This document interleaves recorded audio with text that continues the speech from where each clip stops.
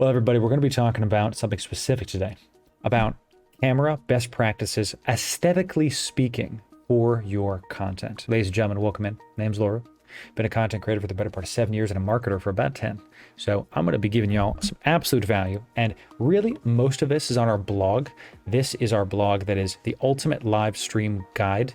I took all of my experience live streaming and put it into this massive blog. It's too much, I know. Don't worry.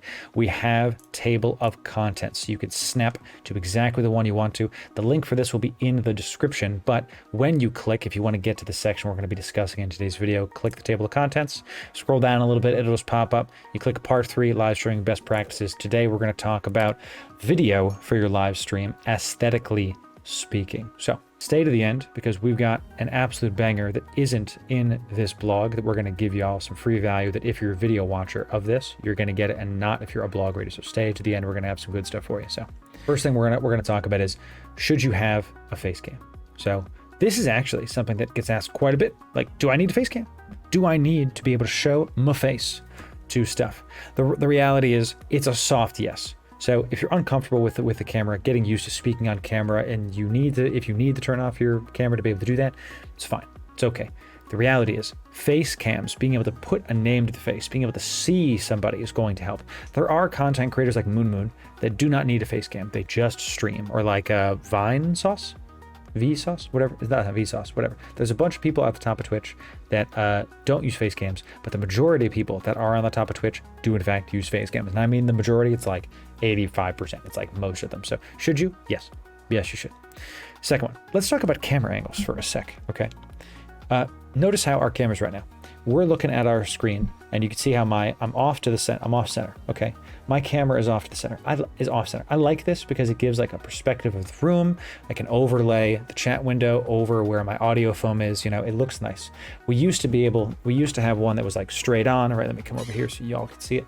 We used to have a camera that was like straight on, and when I was playing, it was like this, you know, just staring into the souls of all the people. And I got self-conscious watching it, so I didn't like it. I much prefer this. You can look at the shroud angle, people have been calling it, where it's just like off to the side. I like that. I think that makes a lot of sense.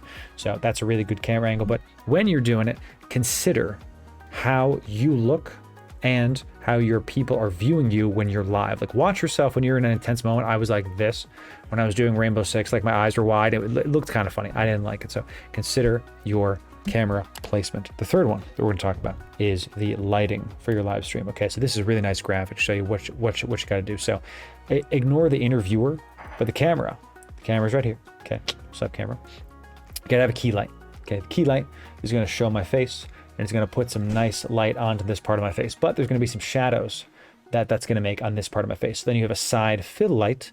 This in this way is going to make it so that you have a nice even lighting. If you look at my face here, we actually do not have a key light on this side. I have two, technically. I have two key lights. I have one here and one here because I just don't have the space in my office. But it looks pretty freaking good. Let me put this here. So, you know, you can see I do have some shadows, but I actually like that. I actually like how that looks. It's nice and crisp, especially on this camera. We just got this camera. We made a video on it. Go check that out. So excellent. One of the best things you can do with this is make sure you have a backlight for the background behind us. I actually need more backlights to make it not so white, because these are so blindingly white, you know what I'm saying? We got our nice lava lamp back there to at least break stuff. So if my head's up here, right, it's clearly that color is behind me, so it breaks the background to the foreground, giving you a much fuller, richer background, which leads me to the next point about you have to create your streaming background. This is literally like a behind the scenes photo of what my background looks like. I got my tech, I got my cameras, I got my books, I got my whiteboard right here, all that stuff. But your background is going to be a part of your brand. Think of it like a character. Think of it like something that's a part of your stream, right? This is going to be something that your people are going to see. So the aesthetics that you put around, the items that you place are going to be what people see. We had somebody come in, I think it was D-Day, one of our newer people came in talking about Bloodborne today. There's our Bloodborne poster. You know, we love it. One of my favorite things back in the day was Command and Conquer. We got our displayed back here. Displayed you up where you at. Would love to sponsor a boy, you know what I'm saying? So unless you have a green screen, your background is going to be one of the most important things that you put on your stream, because it's what people are going to see, if not you, right? So take consideration into what you put behind you.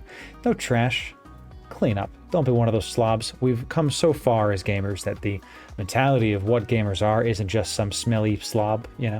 Let's not perpetuate a bad stereotype and clean up your space, you know. Good first impressions, chat. Okay, so let's talk about green screens. We do list out the right green screen to have. There's a bunch of different options that you can have, from expensive to simple to convenient. So it's all on the blog. We have a complete guide on which things to get in the tools section of the blog. So if you are, I'm going to open this really quick. Hello, TF2 background, represent red team. Let's go. If you're on the blog and you come to tools and you click in, you're going to be able to see all of the gear that you can get, whether you're just starting out, whether you're a scaling content creator, whether you're an expert content creator. This is the place to go.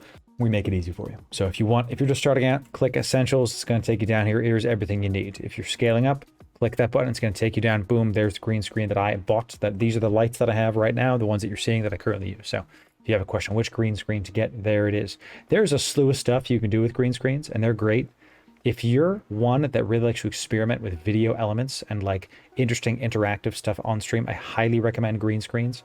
They're just great. I like this for now because, since again I have the day job, can't really do all that nitty gritty stuff. So this is good enough for those things. Okay.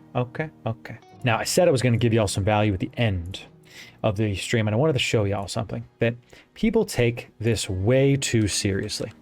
The audio is actually the best thing for your live stream. It is the thing that must be done. Okay, if you're live stream and you're thinking about upgrading your camera and doing all this different stuff, right? The audio of a live stream is actually the most important thing over video. I'm opening up XQC stream because I wanted to show y'all something that people overthink video. XQC, one of the most rich and prolific content creators on the platform. XQC just has a video scene literally splashed over just whatever his desktop is. There's no scene. There's no, like, you can even see we've got this nice box around. It's got some like mobile elements there. There's nothing else to it there. This dude makes bank, absolute bank. He's one of the most rich people on the freaking platform, and he's absolutely printing money. There's no video editing. There's no stuff here. His audio is pretty good.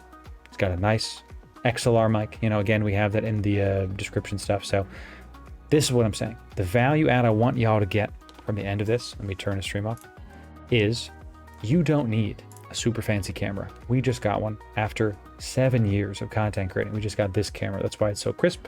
If you want the best camera you can get, we have a blog on that. I'm not going to bear the lead. It's the Elgato Facecam. If you want the best camera on the market right now for the money, it's the Elgato Facecam.